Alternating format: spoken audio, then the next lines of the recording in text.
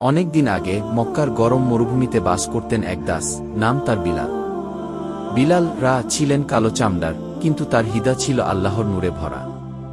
তিনি এক ধনী ও কঠোর মানুষ, উমাইয়া ইবন খালাফের দাস ছিলেন।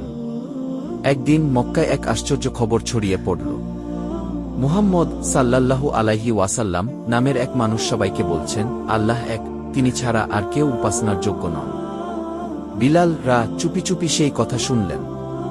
তার মনে এক অদ্ভুত শান্তি নেমে এল। তিনি বললেন, এ কথাই তো সত্য। আল্লাহ এক, তিনিই আমার রব।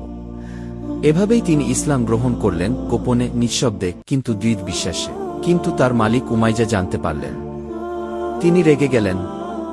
তপ্ত রোদে বিলাল কে বালুর উপর ফেলে দিলেন, বুকে ভারী পাথর চাপিয়ে বললেন, মুহাম্মদকে অস্বীকার করো, বলো আল্লাহ এক নন। কিন্তু বিলাল শুধু একটাই কথা বললেন, আহাদ, আহাদ, অর্থাৎ এক, এক। তার মুখে রক্ত, তবুও সেই শব্দ থামেনি। মানুষ বিস্মিত হল। এক দাস এত নির্যাতনের মাঝেও কিভাবে এত শক্ত থাকতে পারে?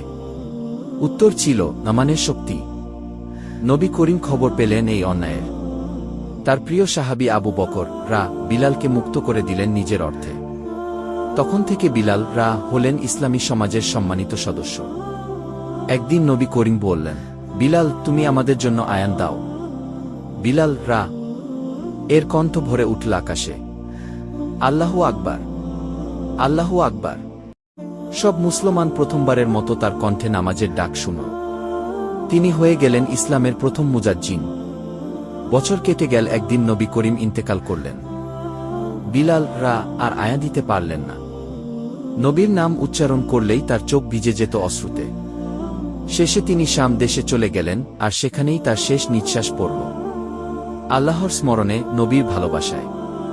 শিক্ষা, হরত বিলাল আমাদের শেখান, ইমানের জন্য ধৈর্য ও সাহসী সবচেয়ে বড় শক্তি। আল্লাহর কাছে মানুষ বড় হয় তাকওয়া দিয়ে, জাতি বা চেহারায় নয়।